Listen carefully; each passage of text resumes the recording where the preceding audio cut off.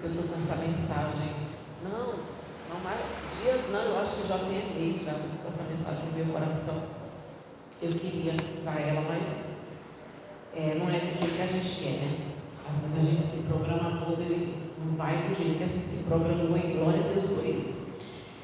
Vamos falar de Davi de uma forma que eu não lembro se a gente já falou alguma vez, mas eu acho que não. Vamos falar de Davi como pai, como rei. A gente sabe que ele foi o melhor rei de Israel, foi um grande rei. Como homem de Deus também foi um grande homem de Deus.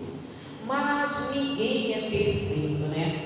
Todo mundo tem seus defeitos e a gente não pode se espelhar 100% em nenhum personagem bíblico, a não ser o nosso Senhor e Salvador Jesus Cristo. Todos os demais erraram, pecaram, falharam, e Davi, ele falhou feio.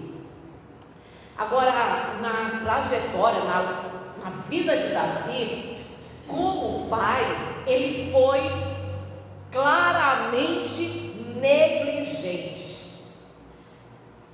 Mas tudo teve um começo, tudo teve uma abertura, porque tudo tem uma obra, uma atitude e as suas consequências. E a atitude a gente já sabe, né?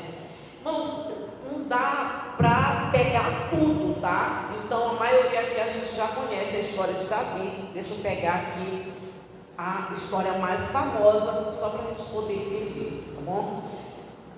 Sobre Absalão, versículo 1 perdão, eu acho que não tem o capítulo, né? 2 Samuel, capítulo 13. Se não me engano, eu não dei o capítulo 13, versículo 1. Absalão, filho de Davi, tinha uma irmã chamada Tamar. Aminon, outro filho de Davi, que era irmão dela por parte de pai, apaixonou-se por Tamar, porque ela era muito bonita.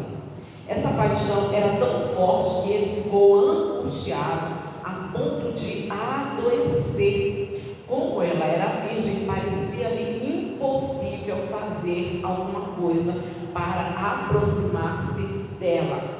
Rapidamente, vou comentar uma coisa aqui, né? A ponto, ele chegou ao ponto, porque é um caminho, tudo é um caminho, e tudo começa na mente. A partir do momento que ele se sentiu atraído, que ele se sentiu tentado por Tamar, ele deveria ter ocupado a mente dele, ter procurado fazer coisas úteis, ter lutado contra aquilo.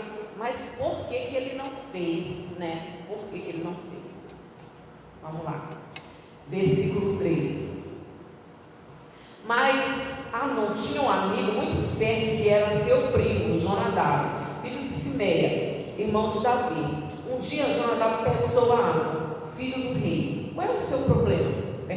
Deixa uma vírgula que faz toda a diferença. Um dia Jonadab perguntou a Anon, filho do rei: qual é o seu problema? Por que você está assim tão abatido? Você não quer me contar o que está acontecendo? E Anon disse a Jonadab: eu me apaixonei por Tamar, irmã do meu irmão Absalão. Bem, respondeu Jonadab, vou dizer como resolver o problema. Volte para a sua cama, deite-se e finja-se que você está doente, porque seu pai Davi vier aqui visitá-lo. Diga a ele: peço ao Senhor que minha irmã Tamar venha preparar minha comida aqui mesmo e me dê de comer. Eu me sentirei melhor se for alimentado pelas mãos de minha irmã Tamar. Anon aceitou a ideia, deitou-se e fingiu que estava doente. Quando o rei veio visitá-lo, Anon lhe disse: meu pai, peço só um favor do Senhor. Eu gostaria que a minha irmã Tamar viesse e preparasse 2 bolos onde eu possa vê-la e que ela mesma o sirva para mim. Davi entendeu o seu pedido e deu ordens para que Tamar fosse à casa de Anon e lhe preparasse o alimento. Assim, ela foi ao quarto de Anon, que estava deitado, e diante dele misturou a farinha, preparou a massa e assou os bolos especiais para Anon. Mas quando ela trouxe os bolos, Ele se recusou a comer. Saiam todos do meu quarto, disse ele aos criados que o serviam. Depois que todos saíram, ele disse a Tamar: agora traga os bolos ao meu quarto, quero comer das suas próprias mãos. Tamar obedeceu, mas assim que ela tomou os bolos, pôs ao lado da cama de Amnon, ele a agarrou e disse: vem, irmã, vem-se comigo. Não, meu irmão, exclamou Tamar, não faça isso comigo, não se faz uma coisa dessas em Israel, não faça essa loucura. O que faria eu depois diante de tanta desgraça? E você cairia em completa desgraça diante de Israel. Por favor, fale ao rei primeiro, e ele dará permissão para casar comigo. Dá uma pausa aqui. Esse versículo 13, quando ela fala que ela cairia em desgraça e ele cairia em desgraça, acho que a maioria que não vai lembrar, mas a gente já estudou detalhadamente sobre Tamar, a diferença entre uma princesa e uma plebeia. Alguém lembra? A gente fez até a live no Facebook, diferenças entre uma princesa e uma plebeia. E como uma princesa, sabe cozinhar, é prendada e conhecedora da palavra, conhecedora das leis. E quando ela fala sobre ela cair em desgraça e ele cair em desgraça, lá em Levítico capítulo 20, versículo 17, diz que se um homem ele se deita com a filha do seu pai, ele deve ser, se for consentimento mútuo, ambos devem ser banidos do meio do povo de Deus. E no caso aqui, ele seria banido. Há uma lei contra que pune duramente aquele que se deita com a sua irmã. E ela sabia, ela conhecia, então ela alerta ele que não pode. A palavra de Deus, a lei de Deus proíbe eu cair em desgraça, você cair em desgraça. O povo teria que banir ele. Versículo 15, né? 14. Mas Amnon não quis atendê-la, e como era mais forte, agarrou-a e obrigou-a a deitar-se com ele. Logo depois, Amnon sentiu aversão por ela, aquela grande paixão se transformou em ódio profundo. Fora daqui, gritou para ela. Dá uma pausa. Eu vou narrar o restante porque para não demorar muito. E ele expulsa Tamar. Tamar sai da casa de Amnon, rasgando suas vestes coloridas, de várias cores, que eram vestes que identificava ela como uma princesa virgem, e gritando, com a mão na cabeça, claramente mostrando o desespero, a indignação, a tristeza dela. E isso chega aos ouvidos do irmão dela, Absalão. Quando chega aos ouvidos de Absalão, também chega aos ouvidos de quem tem ouvido, inclusive de Davi. E quando Davi ele fica sabendo o que aconteceu, aqui a gente entende como era a relação de Davi com os filhos. Porque ele não faz absolutamente nada. Ele não fala, ele não adverte. Ele é rei, ele é líder, ele é pai. Ele é um líder. Como rei e como pai, ele deveria agir com pulso firme. Mas por que ele não agiu? O pecado, a imoralidade sexual de Amnon parece ter sido imprimida da parte do seu próprio pai. O pecado, ele enfraquece o caráter. O pecado, seja o pecado que for, seja o pecado que for, o pecado enfraquece o caráter. O ser humano, ele precisa trabalhar para ter um caráter forte. Quando eu falo trabalhar em si mesmo, para ter um caráter forte, para ter um caráter firme, libado. Mas o pecado, ele enfraquece o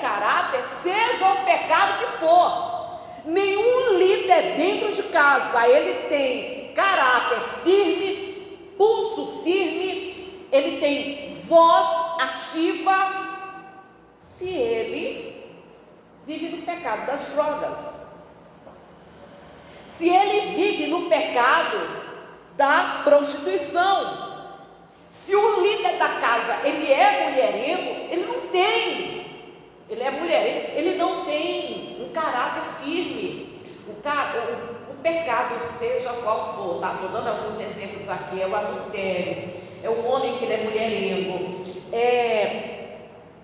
as drogas, seja qual for o tipo de droga, ele é agressivo, é violento, seja qual for o pecado, enfraquece o caráter, o respeito que os filhos deveriam ter para com o líder, para com o pai, eles não conseguem ter, porque o próprio pai tem o seu caráter enfraquecido pelo pecado. E o pecado de Davi teve muitas mulheres, teve várias mulheres, né? 4.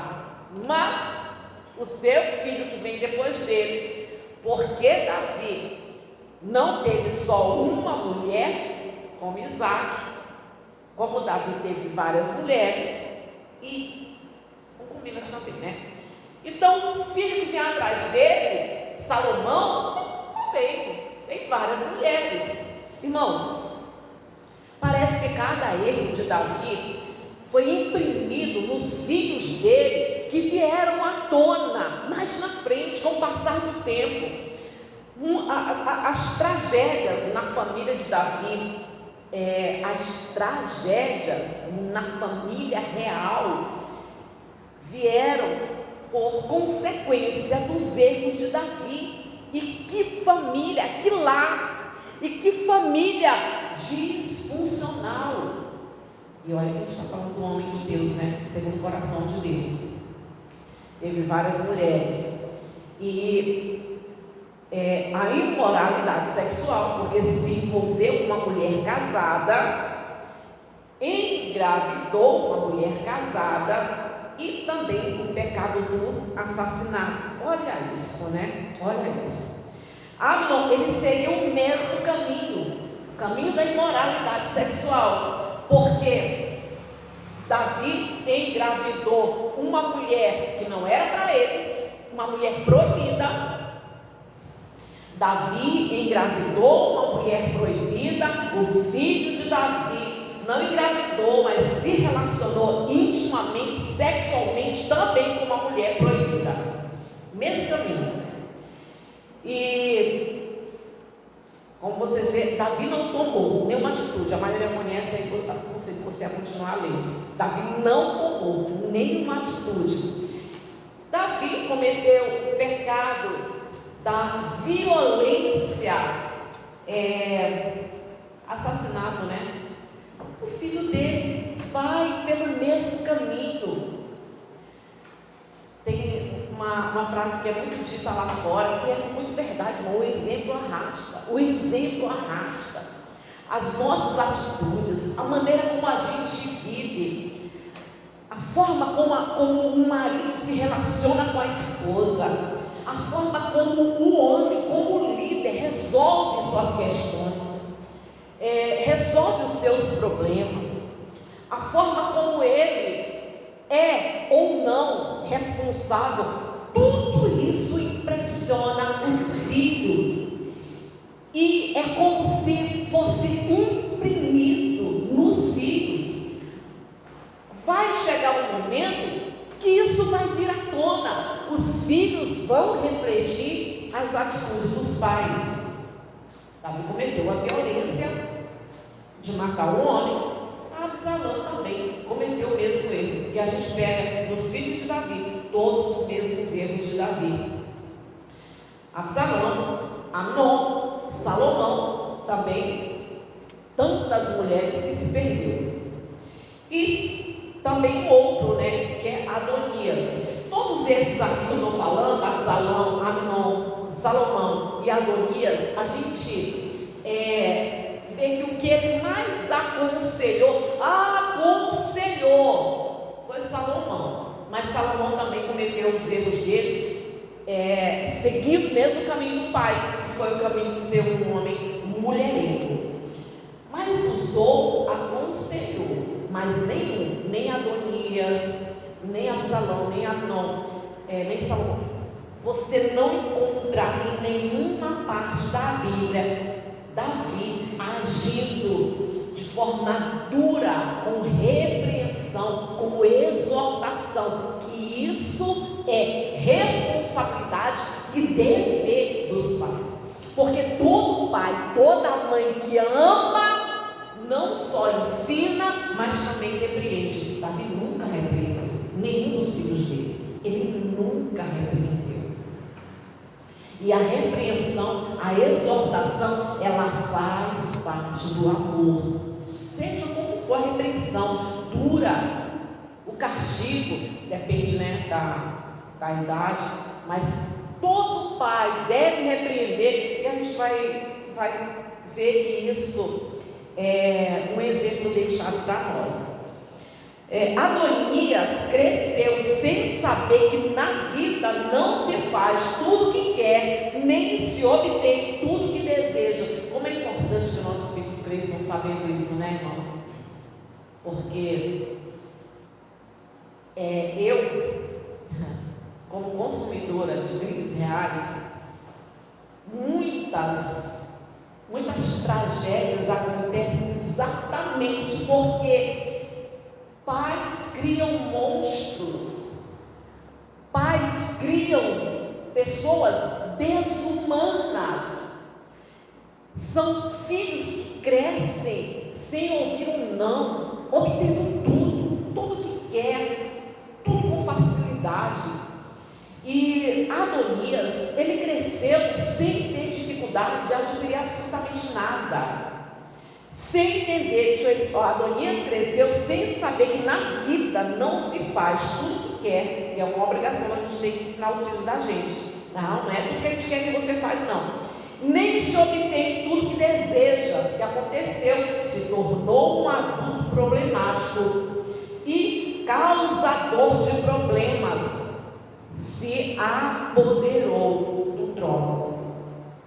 Você sabe que não deu em nada, porque o trono não era para ele, mas ele queria, como um menino mimado, ele queria o trono, e ele se apoderou do trono. Por quê? Porque ele não foi ensinado a se conter, a esperar, a se apossar apenas daquilo que é para ele. Não, ele não foi ensinado. Isso tudo é exemplo para a gente, né? Então, repetindo mais uma vez, pecado, ele enfraquece o caráter. O caráter fraco, ele gera a falta de pulso firme para educar os filhos, e isso causou muitas tragédias na vida de Davi. Talvez o medo de repreender e dizer não fosse uma demonstração de desamor. Deixa eu repetir aqui. Talvez Davi tivesse medo de repreender e dizer não, como se isso fosse uma demonstração de desamor. A gente falava um tempo atrás que é mais importante você ter o respeito dos seus filhos do que o amor, porque o amor ele vem com o tempo, o amor é uma construção, mas o respeito ele é necessário e deve ser exigido por você, até porque, irmãos, com o passar do tempo, existe uma coisa que a gente vai adquirindo chamada maturidade. E até você alcançar essa maturidade, você pensa tanta besteira que não é brincadeira. Quem aqui nunca pensou que a tua mãe te odiava porque ela te bateu? Eu já pensei. Que a mãe estava me odiando, que ela não gostava de mim, que ela gostava mais de fulano, que ela tratava melhor, não sei. E não, hoje, não é só hoje, depois, quando eu amadureci, analisando com os olhos de uma pessoa madura, a minha mãe ela me prejudicou. Ela me prejudicou porque ela nunca me ensinou a fazer nada, irmãos. Eu aprendi a fazer um café, não foi com minha mãe, um arroz, não foi com minha mãe. tudo que eu tentava fazer, ela dizia assim: não, tu vai te queimar, não, tu não sabe, sai daqui. Nunca, foi aprender fora. Na casa da minha tia, cheguei lá e disse: não, faz. Minha mãe nunca. Eu era muito, super protegida, mas eu cansei de pensar que ela não gostava de mim. Por quê? Porque eu apanhava de palmatória nos pés para ir para a rua. Pegava a talvinha dela e quando eu desobedecia para a rua, ela pegava a palmatória, 100 de cada lado, embora, no pé. Lê. Maravilhosa minha mãe. Mas o medo de repreender, e a gente quando vai amadurecendo, até você amadurecer, você não vai entender. Tem muita gente que pensa isso. Não, eu acho que a minha mãe gosta mais de fulano que de mim. Eu acho que meu pai trata melhor fulano. Depois você amadurece, você vê que não é nada disso.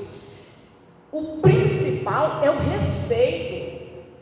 Então, Davi, ele deveria dizer não, repreender, exortar. Foram coisas que ele não fez e que é o nosso dever fazer.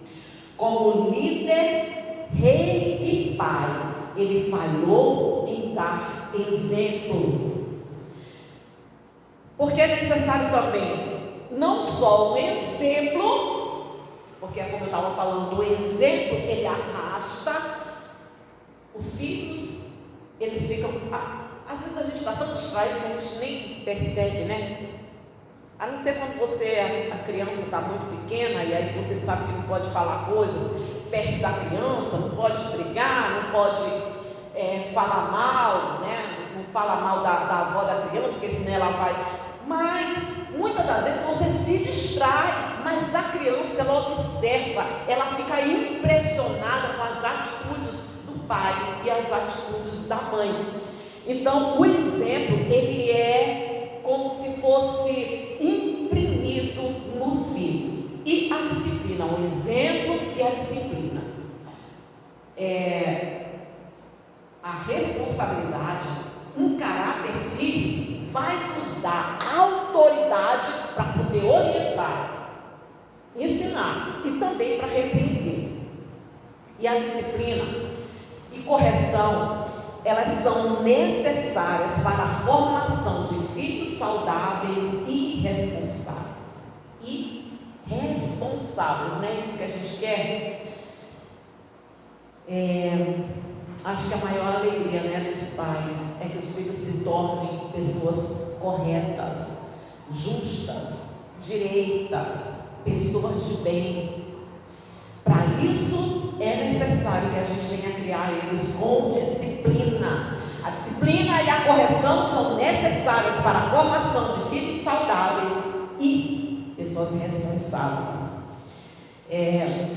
Os pais primeiramente tem que pensar, tá, mas como é que eu vou fazer? Deixa eu te pegar aqui o final da mensagem. Eu quero ser um bom pai, eu quero ser uma boa mãe, eu quero ser um bom líder, eu quero agir corretamente. Então, o primeiro passo é a gente ser bons filhos. Nesse momento eu não estou falando do pai e da mãe, mas bons filhos de Deus. Bons filhos de Deus é o primeiro passo. Ser obediente a Deus, amar a Deus, ser devoto, dedicado a Deus. A primeira coisa é ser um bom filho do Senhor. E, além disso, buscar sempre a ajuda de Deus para educar os filhos no caminho da verdade e da vida. Porque a gente não sabe, né? Então tem que pedir, tem que buscar. Deus me ensina, me orienta. Sobre o que falar, o momento de corrigir, como corrigir, porque se a gente fizer as coisas, se a orientação de Deus, a gente faz cada besteira em nós, isso não é perfeito, não é perfeito. Sem a orientação de Deus, é arriscado sair palavras no momento errado, palavras que ao invés de levantar, vai causar ferida, e não é perfeito. Então buscar sempre a ajuda de Deus, para educar os filhos no caminho da verdade e da vida. Deus, Ele é um bom pai. A gente viu que Davi, ele não foi como pai, ele foi uma negação. Ele não corrigiu, ele não orientou, ele não exortou, não repreendeu os filhos. Em nenhum momento ele não fez nada para corrigir os filhos dele. Mas o nosso Deus, Ele é um bom Pai.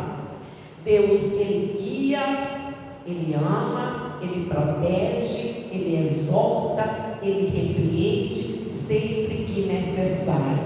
E mesmo quando Ele causa dor, isso é uma demonstração do amor do nosso Deus. Ele é um bom Pai. Mesmo quando dói, faz parte do amor de Deus para com a nossa vida. Como um bom Pai que Deus é, que ensina, protege, ama, corrige, exorta, como um bom Pai que Ele é, nós devemos nos espelhar e, principalmente, buscar da parte de Deus essa direção para que a gente possa nos assemelhar a Ele o máximo possível, nos assemelhar a Deus como bons pais que sabem o momento certo de proteger, de acudir, de ensinar, de exortar, de repreender e de corrigir. Amém, Jesus? Vamos orar? Se coloque de pé.